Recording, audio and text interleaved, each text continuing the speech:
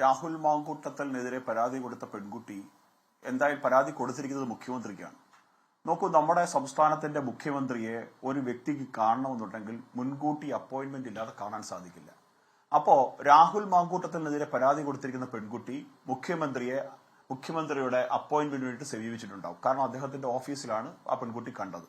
സ്വാഭാവികമായിട്ടും മുഖ്യമന്ത്രിയുടെ അപ്പോയിന്റ്മെന്റ് എടുക്കുന്ന ഒരാൾ ആരാണെന്നും എന്താണ് പരാതിയെന്നും ഉള്ള കാര്യങ്ങളെ സംബന്ധിച്ച് കൃത്യമായിട്ടല്ലെങ്കിൽ പോലും ഒരു വിവരം മുഖ്യമന്ത്രിക്കോ അല്ലെങ്കിൽ മുഖ്യമന്ത്രിയുടെ ഓഫീസിലോ ലഭിക്കുന്നുണ്ടാവും. രാഹുൽ മാങ്കൂട്ടത്തിനെതിരെയുള്ള പരാതി കൊടുക്കാൻ വന്ന പെൺകുട്ടി പരാതി കൊടുത്തതിന് ശേഷമാണ് ശ്രീ രാഹുൽ മാങ്കൂട്ടത്തിൽ അങ്ങ് മുമ്പേ സൂചിപ്പിച്ചതുപോലെ സ്വിഫ്റ്റ് കാറിൽ ഔദ്യോഗിക വാഹനം ഉപേക്ഷിച്ച് ഒളിവിൽ പോകുന്നത്. അപ്പൊ രാഹുൽ മാങ്കൂട്ടത്തിന് രക്ഷപ്പെടാനുള്ള എല്ലാ സാഹചര്യങ്ങളും ഒരുക്കിക്കൊടുത്തത് ഈ LDF സർക്കാരാണ്. അത് ആർക്കും നിഷേധിക്കാൻ സാധിക്കില്ല. അതിനുശേഷം പണ്ടൊക്കെ പറഞ്ഞല്ലോ, കോഴിയെ പിടിക്കുന്നു, മുട്ടയെടുക്കുന്നു ഒക്കെ പറഞ്ഞല്ലോ, ലുക്കൌട്ട് നോട്ടീസ് ഇറക്കുന്നു. രാഹുൽ മാങ്കൂട്ടത്തിനെതിരെ പരാതി മുഖ്യമന്ത്രി കൊണ്ട് കൊടുക്കുന്നു. പിന്നെ അതിനകത്ത് താങ്കൾ ചില കൺഫ്യൂഷൻ പറഞ്ഞു, ശരി.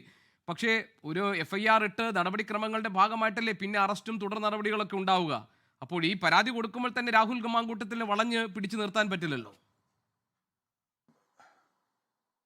ഗോപി, ഈ വിഷയം നമ്മൾ ചർച്ച ചെയ്യാൻ തുടങ്ങിയിട്ട്, കേരളം ചർച്ച ചെയ്യാൻ തുടങ്ങിയിട്ട് 3-4 മാസമാവുന്നു. ചർച്ചകളിലെല്ലാം കോൺഗ്രസിന്റെ പ്രതിനിധികൾ വന്ന് ചോദിച്ചുകൊണ്ടിരുന്ന കേട്ടില്ല. അല്ല, പരാതി ഇല്ലായിരുന്നല്ലോ. അല്ല, പറയട്ടെ, ചോദിച്ചുകൊണ്ടിരുന്ന ചോദ്യം ഔദ്യോഗിക പരാതി എവിടെയെന്നുള്ളതാണ്.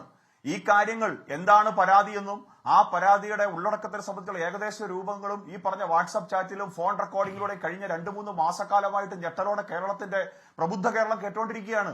സ്വാഭാവികമായും ഈ വിഷയത്തെ സംബന്ധിച്ചുള്ള ആധികാരികമായ ഒരു പരാതി കൊടുക്കാനാണ് ഇത്രയത്തോളം സഹിച്ച് ആ പെൺകുട്ടി വന്നതെന്ന് അറിയാൻ വയ്യാത്ത പൊട്ടന്മാരാണോ മുഖ്യമന്ത്രിയുടെ ഓഫീസിൽ ഇരിക്കുന്നത്?